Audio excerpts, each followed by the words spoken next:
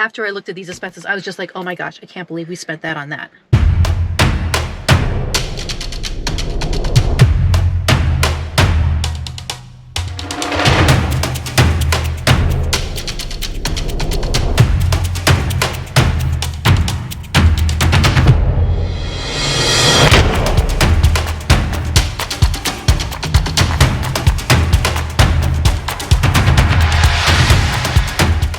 Hello everybody, welcome to another episode of the Ruby Road.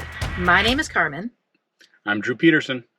And we believe that you should follow your road.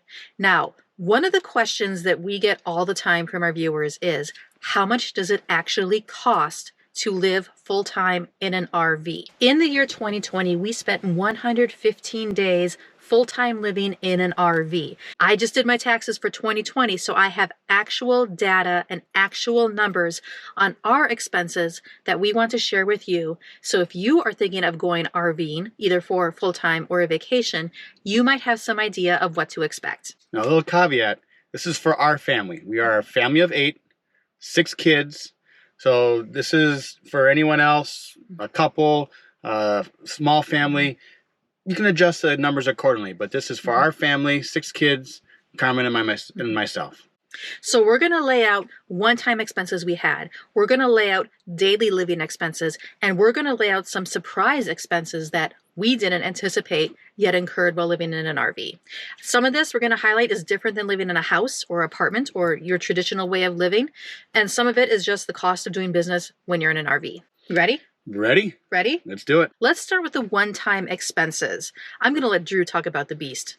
We're sitting in it right now, and it's something we needed. Initially, the plan was we were going to take our Yukon XL, which is only a half ton, and pull Ruby across the country.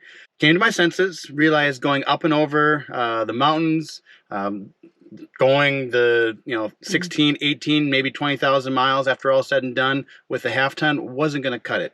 So we upgraded to the Beast, which is a 3/4 ton 2011 Suburban. We were able to almost do a 1-for-1 trade with Carmen's Honda Pilot. We had to put about $5,000 down, and that's it. All we have to do now is pay insurance, and we have to feed the Beast. That takes a lot. We'll cover that in a little bit. We'll get to that later. The next thing we had to get was the camper, Ruby, the RV. So between the down payment and the monthly payments we made in 2020, we spent $2,467.76 to acquire Ruby. Now, those are just the payments we made in 2020. We did finance her, so we're still making payments as we go along. Next on the list is outfitting your camper. Now, some people may be experienced in RVing. They just want to upgrade their RV, but they have a lot of the stuff you need in it. Carmen and I did not. We didn't even really have any tent camping equipment. So we had to start from scratch. And we spent $4,178.32. That was to get cooking supplies. That was to get sleeping, bedding, sheets. That was to get all your hoses, all the stuff you need, for the inner workings and outer workings of the Suburban. Now, some of the upgrades of the camper. Of the camper. Some of the upgrades. We put a grill on the hitch. We needed the swing arm on that. All those little things that you don't think of or you didn't realize you needed. Right. We did. We needed it, and we had to buy it before we could start. We did this planning from conception to leaving in 6 weeks. There's not a lot of time to do a lot of shopping around, price comparison. We pretty much went nitty-gritty, buy it. We saw it, we bought it. Yes. We had less time, so it may have cost us a little more in the end. Now, there's a lot you could do to outfit your RV. Outfitting an RV is like outfitting your house. You might need a little bit of everything, just maybe on a different scale. So we had to get everything. It's very possible to find deals and bargains. You can go garage selling or rummage sailing and all that fun stuff that some people really enjoy. Hand-me-downs. Hand-me-downs. You could get hand-me-downs. Hand-me-downs. For the most part, I would say 98, 95, 98% of the stuff we had to buy. And we just went to the store and bought new because, again, we had limited time. So that was one of those numbers I looked at. We spent that much outfitting the RV. Now, the nice thing is we may have overspent a little bit, but we didn't have any surprises or stuff on the road. We really have to get that. We had, again, everything Yeah. we needed And there's been from a the few start. things we've purchased that we haven't really needed. That could be another video. What you might not need for your RV. What you think you need, but you You really don't. need. And what you might not think you need, but you really do. Mm-hmm. That'll be another video. All right, what's next on the list? RV repair and maintenance. Ruby is brand new. We bought her new. Even though it's under warranty, we still had to have a mobile RV repair company come out to us at one of our campsites. Now, given the situation, this was the end of 2020. A lot of shops were closed due to COVID or had limited staff due to COVID. We tried.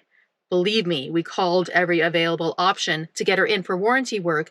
And it still happened. We had to have somebody, a mobile unit, come to make some repairs on Ruby. Now, we're going to get some of that reimbursed by the manufacturer. However, they are not covering all of it. For the repairs we had to have done to Ruby, we spent $1,205.59. Here's a caution for any of you who are going to RV. Put some money in your budget for repairs. Just like your home or your apartment, things are going to break. A lot easier to handle if you're financially prepared for it instead of scrambling at the end. Be prepared. Something's going to go wrong. Something's going to break. We knew that going in, but it didn't necessarily catch us off guard, but it still was a little bit of a sticker shock and a little bit of surprise. Along the lines of RV maintenance, you need to have your RV insured. So in our RV insurance, we spent $221.50, and that was for the first 6 months. If you guys know of any better deals, let us know. Next, we have to maintain the RV. We also have to maintain the beast. So we put a little bit of money into the beast to make sure she is purring like a kitten before our trip. And then we are very, very stringent about doing oil changes regularly. And those little things you just have to do to maintain any vehicle because she is hauling a lot of weight across the country. Up and over. Mountains. Back up again. Yep, all over the place. Lot of miles on the beast. We spent $554.35 on maintenance for the beast. My rule of thumb, just with this trip, it's a 2011. It's a little bit newer, but it still wasn't mine. It's a little bit newer or a little bit older? 2011. It's 10 years old now. It is a 2011. She's older than our oldest child. A little bit older.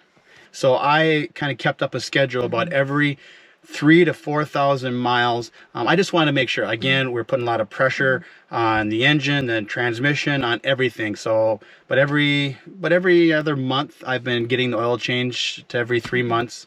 And it's worked. We haven't had any, knock on wood, any major issues with the beast. She's treated us well. She's done it. It's not a beast. I wouldn't say. But it's a car. It has to be a she. But it's a vessel. A she beast? She beast? It's a she beast. I like it. Okay. Well, I guess so. Now let's talk about those daily expenses you incur when you go for an RV trip. First thing we're going to talk about is campsite fees or lodging.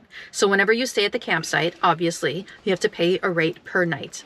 We were gone for 115 days in 2020, and in those 115 days, we spent $7,173.70. If you average that out, that comes to $62.38 per night. And so there are cheaper ways to stay at campgrounds. It all depends on which type of campsite you prefer, if you're boondocking versus a full hookup. So that's what we spent. And actually, we were below budget. When we started the trip, we budgeted about $70 a night, and we're coming in at, quick fuzzy math, a little more than 10% under that. Find campsites that fit our needs.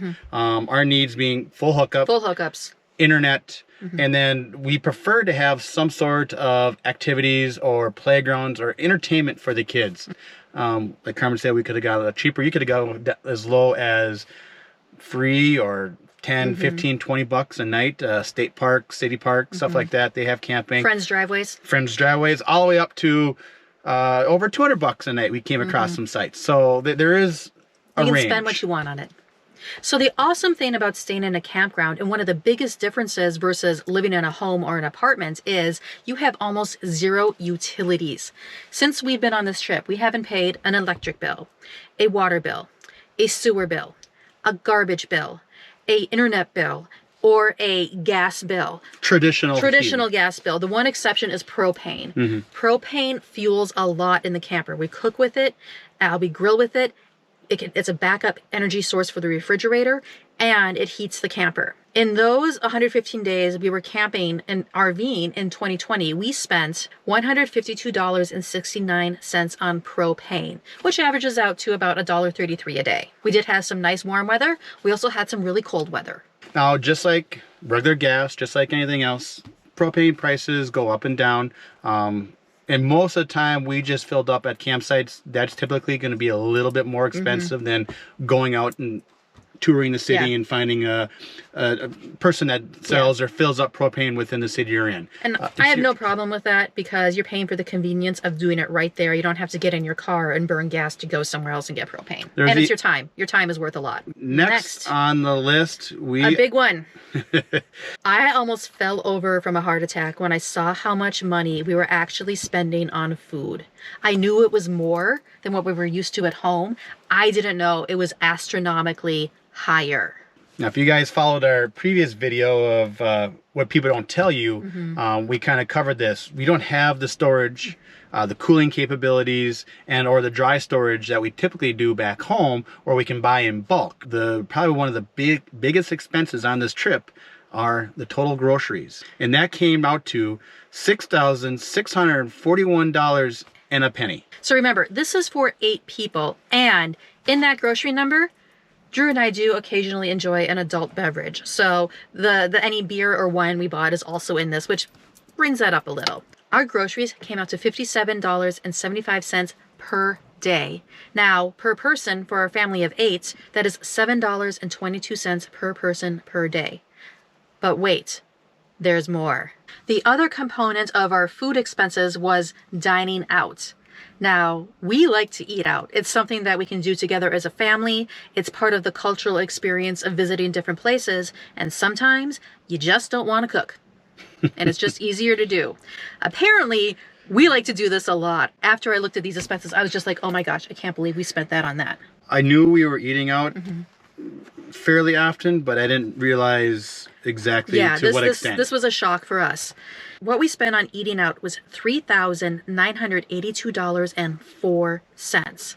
If you break it down per person during this time frame, we spent $4.32 per person per day dining out. Now, if you add the dining out expenses to the grocery expenses, it gets even more interesting. Our total food expenses came to $10,623.05. We spent more on food than lodging and campground fees. Not surprising. When you break that down, it's $92.38 per day, or $11.54 per person per day. $11.54 per person per day doesn't sound that bad, but when you multiply by 8 and then multiply by 115, it adds up really fast. Yeah. So I think we have a little bit of work to do to get that food. You know, we're still going to eat. Clearly, we have to eat, and so does the beast. So the beast obviously consumes a lot. So the beast obviously consumes quite a bit of fuel. We spent $2,708.97 on gas. Now that was for a total distance of 6,775 miles. That was mixed towing, driving around town, what have you. Comes out to about 40 cents a mile for the beast, for gas. The beast keeps on pulling, and it's doing what it needs to do. She treats us good. Yeah. Here is the surprise expense of living in an RV. Dun, dun, dun. Drum roll. Yeah. Laundry. When we started this trip, I brought about $50 worth of quarters, thinking that would last us about a month or so. Nope. I was wrong. Oh my gosh, what was I thinking? Now, I will admit, we have been really bad at keeping track of laundry expenses because it's mostly cash. It's mostly quarters going out. I'm more of a let's do everything electronically so I can track it easily type of girl. To our best estimate, we are spending at least $5 per day on laundry. To get one load washed and dry, it's pretty much a minimum of $5. Now, some are a little less expensive, and some... And we've seen as high as what, $5 just to wash, or $9 $9 for a load to wash and dry. You know, it adds up, and it adds up quick. This was definitely the biggest surprise. Biggest surprise, how much it costs to have clean clothes. That we didn't kind of see coming. Everything else we kind of talked about, tried to plan, figured, maintenance was going to happen, a breakdown's going to happen. We just got to roll with it. We knew our kids got clothes dirty, but we didn't realize or we didn't know how often and how expensive. And again, we can only pack so much. So it's more frequent washing. Yes. Assuming we have spent at least $5 per day on laundry across those 115 days, that comes to $575. Now, next is the fun money. Sightseeing, adventures.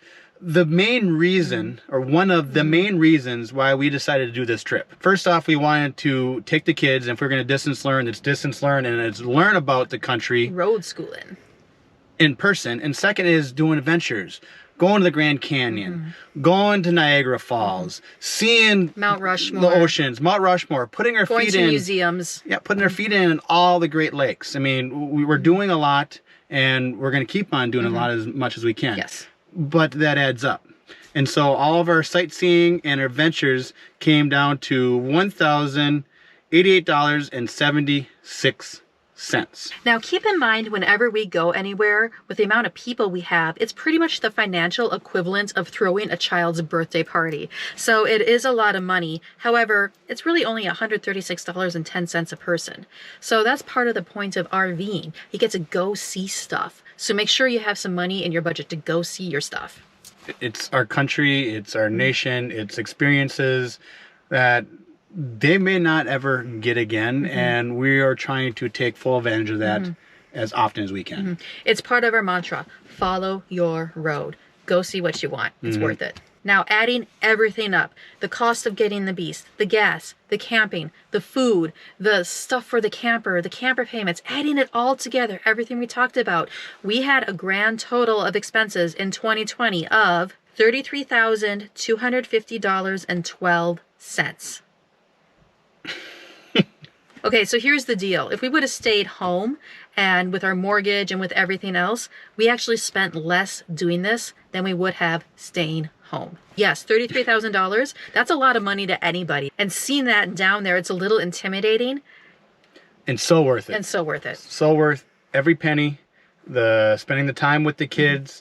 Yes, we were in an RV for 115 days during this portion of the trip, and I wouldn't trade a second of it for anything else. So remember, follow your road. And guys, keep the questions coming. We love hearing from our viewers about questions they have, places to go, and even input on our videos. So let us know, what expenses have you incurred RVing that we didn't talk about? And what other questions do you have about living full-time while road schooling and working in an RV? Follow us on YouTube. Let us know if As any the kids questions. would say, make sure to hit that subscribe button. Click on those notifications and give us a 2 thumbs up. We'll see you in the next episode. Thanks for watching. All right, guys. See you later. Hey guys, thanks for joining us on this episode of the RVing Road. Make sure to click that subscribe button, turn on the notifications, and give us a huge thumbs up. Share it with your family and friends. Be part of our adventure. See you in the next episode. Bye.